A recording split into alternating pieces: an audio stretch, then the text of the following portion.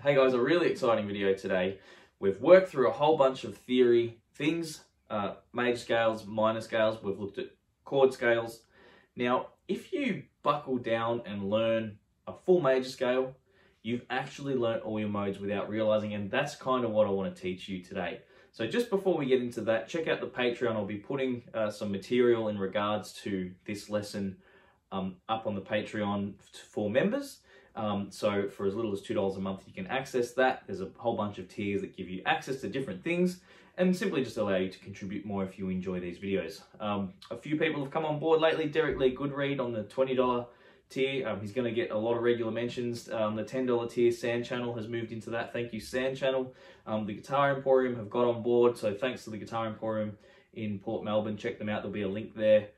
Any other Patreons, depending on the order of the videos. I've done a whole lot of videos at the moment, so if you don't hear your name, it will be in one of the next few. I can promise you that. So, getting on with the lesson, what I want to do real quick,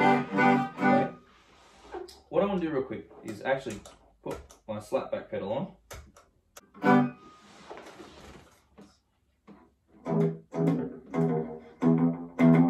So what I want to do today is play through a chord scale. We're going to use the key of G, more because of the location on the fretboard. It's a little bit more convenient for explanations. So if we look at that chord scale, G, A minor, B minor,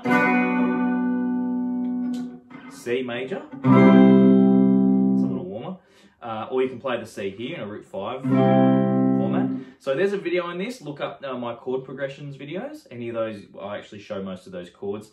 We've got D major, could use a D dominant 7. Okay, and then we've got E minor, F sharp half diminished, and G. So if we happen to learn the G major scale all over the neck, you're probably thinking, well, how does that relate to modes? Well, actually, by learning G major all over the neck, you'll learn all of your modes. In fact, just by learning a G major scale, you can play all your modes with just the one pattern that you've learned. Technically, all the modes are in there. It's a little awkward if you just do one octave, so let's maybe do 2. Now, if you're new to my channel and you haven't learned scales, I'll walk you through this real quick. So what we're going to do, we're going to use a G major pattern, just a regular major pattern. So that goes from the 6th string, 3rd fret, we play 2nd finger, pinky, 1st on the next string, 2nd, pinky. On the next string, on the 4th string, we're going to go 1st, 3rd, 4th. Then on the next string, we're going to do the same thing. On the 2nd string, we go to our 2nd finger. On the 3rd fret, pinky. On the 5th, 1st finger on the 2nd fret of the 1st string. And we're back at the G there with the 2nd finger. So imagine you've got 4 lanes, and we just go 2, 4, 1, 2, 4, 1, 3, 4, 1, 3, 4, 2, 4, 1, 2. I know that was really quick, but the point is we're not moving left and right. Whatever I say on each string kind of goes. So once you hear that number 4, and when I start saying 1, we've started on the next string. So think of it like that, okay? A little slower for you to work through if you need to. So that's our octave. Here's another octave. Okay, and that's your G major scale. Now, this is where it's going to get interesting, okay? We're only 2 minutes 30 in. Well, we're only a couple minutes in, so bear with me. It's about to get really interesting, I promise you. So, when I use that scale over a G chord, of course it's going to sound like G major. Let's try that.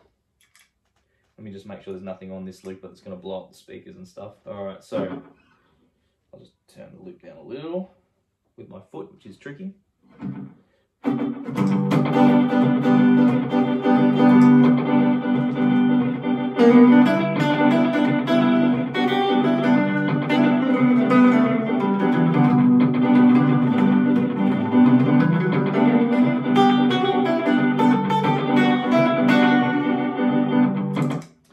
Okay, makes sense. I'm playing a G major chord. I'm using the G major scale. Now, a lot of people will talk about, okay, so if you want to expand your playing, you can use modes. So you could use a Dorian over G, okay? And now, what that would entail, which we're not going to get into today, is often, you know, learning this pattern up here. We're staying in the key of G, but we use the pattern that fits that, and we'll say that's an A Dorian. So Dorian is the scale that we would build from the second degree of a major scale. So it doesn't matter what major. It could be C major, E major, Z major. If we start from the second note and play that scale backwards and forwards, that's a, well, if it was Z, let's say X major, it would be a Y Dorian. I'm just trying to confuse you there. So let's say we did G major. If we start from A and we use the same key, same family of notes, that's going to be A Dorian. Let's try it. Okay. Let's say we use that same shape.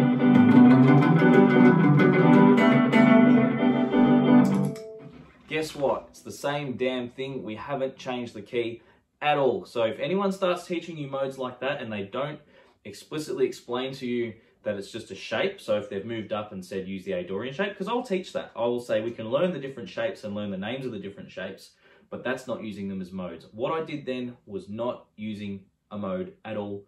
We're just playing G major, but I started on an A. Yeah, it's interesting, and it can be a great exercise, but it's not how we use modes, okay? So what I'm going to do, let's get rid of that loop. By the way, I'm using a ditto looper for this. I reckon they're nice and simple and nice and easy to use. So what I'm going to do, we're going to use G major. Same notes, okay? Just for the record, the key of G uses an F sharp, okay? Whereas the key of C does not. So on your fretboard, we're using G, A, B, C, D, E, F sharp, G. Same in the next octave. Now, if I play an A minor chord on the other hand, right? So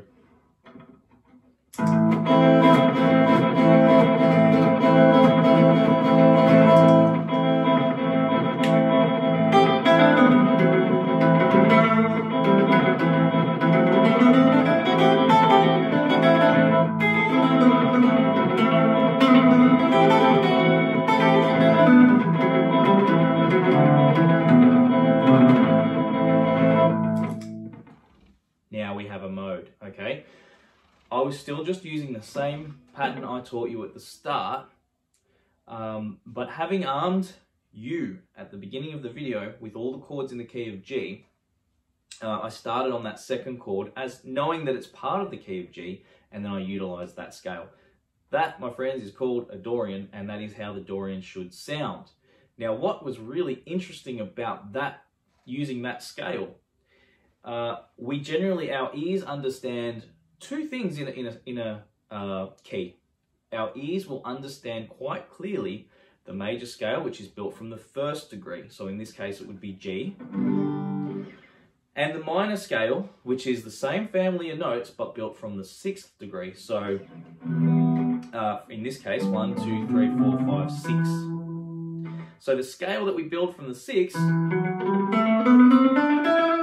we know that sound. That's the sad minor sound. Quite familiar. I'm sure that sounded familiar to you. So when you build the scale from the first degree or you build the scale from the sixth degree, that's familiar. The modes are exactly the same thing, but they don't sound as familiar because they differ from our major and from our minor. So when we play from A, for example, we get very similar steps to what we got from the E minor, okay? If we look at the pattern that we get from E, if we play it in a straight line, which I don't expect you to necessarily be able to do or understand, I guess take my word from it. So when we start from the E and we stay in the key of G, it actually looks like this in a straight line. Tone, semitone, tone, tone, semitone. Remember that one? Tone, tone.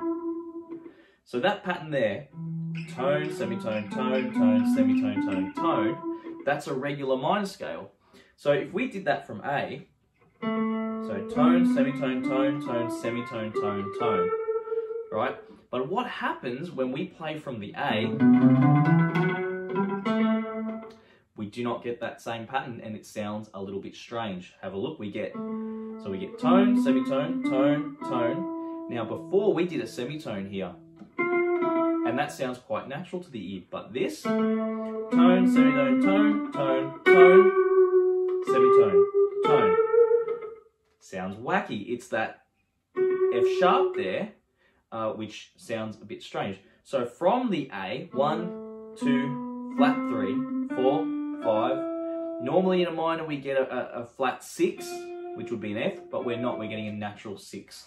So I would describe the A Dorian as a minor scale with a natural 6. Whereas when we do that E minor, E, F sharp, G, A, B, C, D, E, we've got root note, second, flat third, 4, 5, flat 6, flat 7, and the root note again. Now, if you're confused about where those numbers come from, it's always stacked against or put up against a major scale.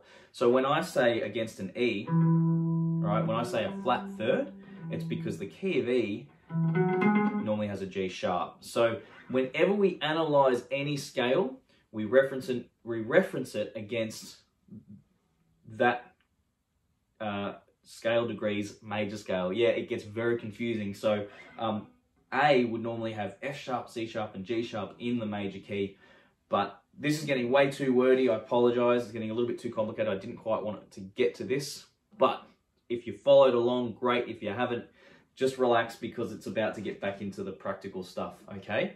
But keep in mind, I had to understand all that stuff to be able to present this to you in this fashion. So the next thing we're going to do, and this is even more interesting, is we're going to play from B minor. We're going to make B minor our home plate.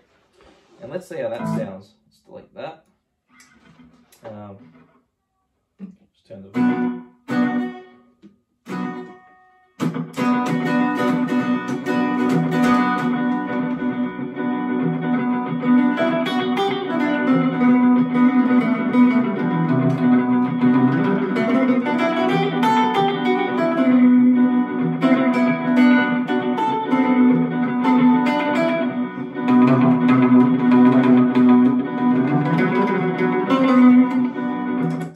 So you can see by starting on the third chord in the key of G, we're still using the key of G, the chords from G, the notes all playing all from G. Sounds really fascinating. Okay, let's speed through the rest of them. So next we've got the C Lydian. Okay, so that last one, by the way, is called a B Phrygian. Okay, and compared with a minor scale that has a flat 2, a flat 3, well, it has all the regular hallmarks of a minor scale, which is a flat 3, a flat 6, and a flat 7. But we get this interesting sound because the second note of that scale being right up against the root note sounds very exotic, and we call that a flat 2, okay? Okay, so again, I'm trying to duck in and out of the wordy stuff for those that know, and then get back into the playing for both those that know, because it's interesting to them too, I'm sure, the sound of it, but also those that just want to hear the different sounds. So next we have C Lydian. So by making a C chord here,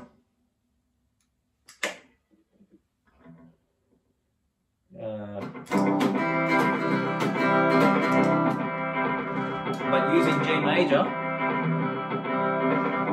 Now let me just explain one thing. Of course, I make reference to the C a lot more when I'm doing this.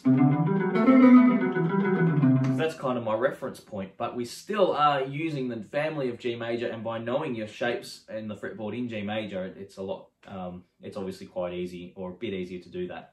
Knowing your root note's important. I tell you what, this time I'll actually start playing up and down the board a little bit more. I'm just playing in the key of G, okay? But I'm aware of where that C is and where the important notes are, and that has a big impact on the sound of your playing, so keep that in mind. Play a wrong note there,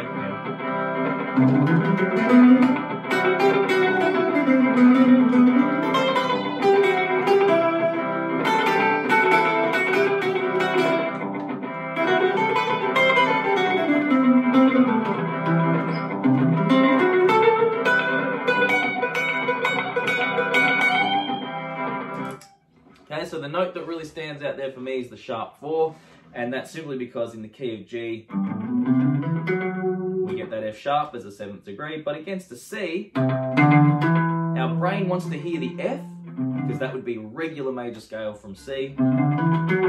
We get the F sharp. Wow, that sounds fascinating, okay? So there you go, that's C Lydian. Let's move on to the 5th degree now. So that was building from the 4th degree of the major. We're going to start from D. Sorry, a little bit louder.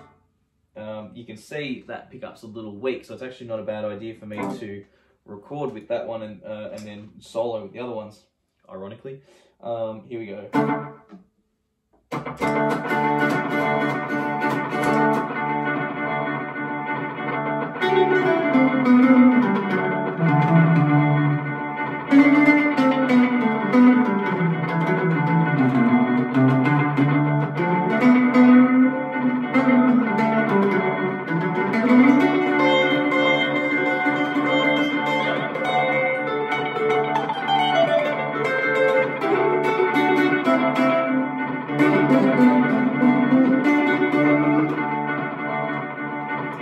There's something cool here. A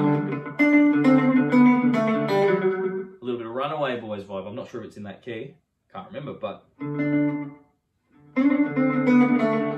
that song is that initial riff, that is in Lydian. So I can't remember the key, but it doesn't really matter. It's that's the relevance. So whatever the major key of that song is, it's pretty much, or the parent key, we could say.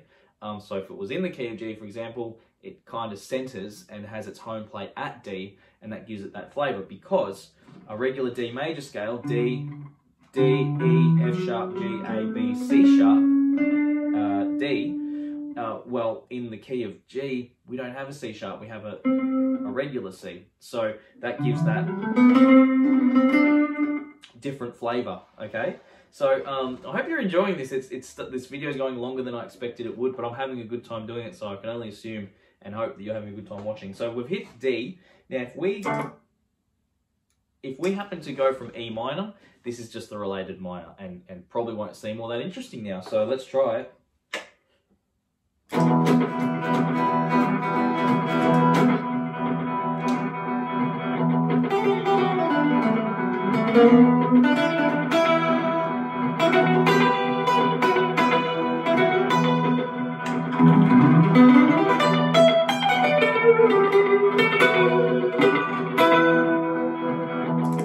Alright, so that's E minor. Still a great sounding key, but doesn't have anything that really pops out like with the other keys. So there's one more to go, and it's F sharp half diminished. By the way, that E minor is called Aeolian, and from the D it's called Lydian. I forgot that. Now I have a video called The Rockabilly Sound, Lydian, and the minor third. Go check that out, because that's really important to the stuff that I play. If you're interested in the way I kind of approach that stuff, that video will give you some really good insights. Now that E, Aeolian is just another word we can say for the relative minor, okay, and that's from the 6th degree. This one here from the 7th degree, you won't see it a lot, okay? I don't think you'll see it a lot, or certainly not a whole song based from that. But let's try it. Let's see what happens.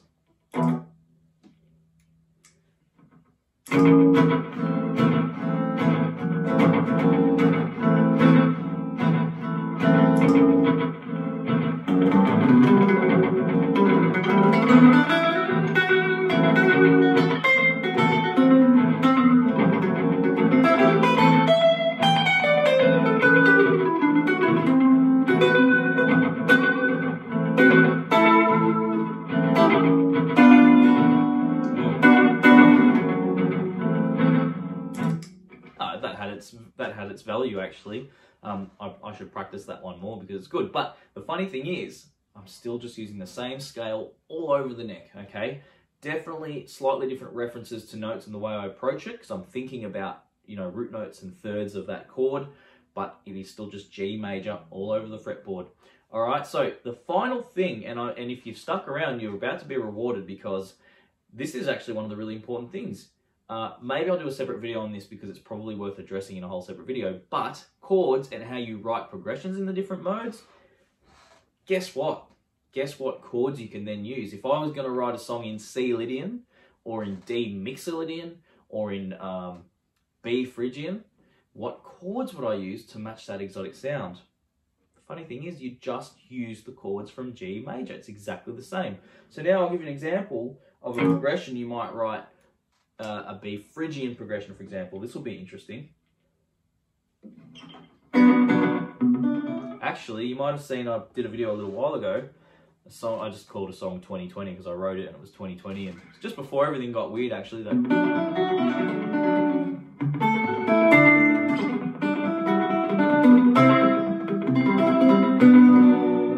Right, so that's a good example there of a Phrygian-based progression, because I'm starting on B minor. the chords in G, G, A minor, B minor, C, D, E minor, etc. Well, I've just started on that third chord, G, and then C major, and that sounds almost like really haunting. So if I was to record that as a little progression,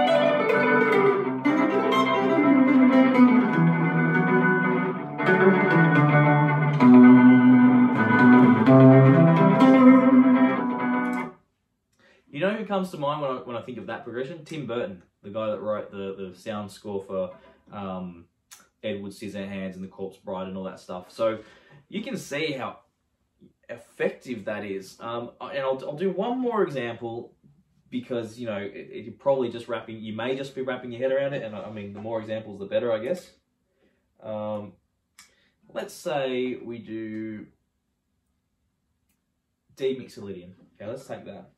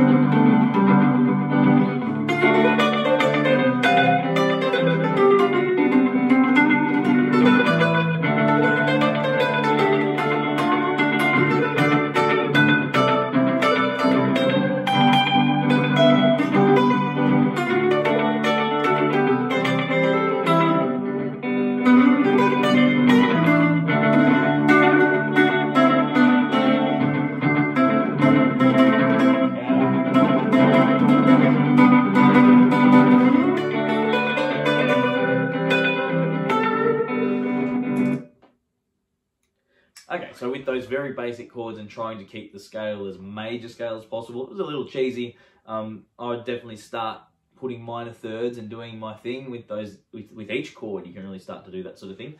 But I didn't want to stretch it too far and be doing stuff that is not what I'm discussing entirely. So anyway, that's the end of the video for now. Jump on the Patreon because I'll put some material up regarding this.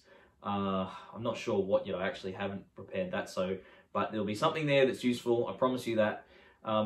This is a huge video, guys. To me, this is a really big one in terms of the progression of the theory stuff we've talked about. You're probably going to have questions. Consider, look, it may be worth it if you jump on the Patreon. I know I talk about it a lot, but it's really useful. I promise that $10 tier, you can submit any question you like, and I will make a video based on that question, even if it's part of other questions. So there's a lot of things happening. If you have questions, you can get involved. But of course, ask on YouTube as well, and I might be able to at least address it in a comment. So I hope you really enjoyed. Let me know what you think, and have a really good weekend. It's Friday here. The video won't even go up on a Friday. I'm not sure why I said that. See you later.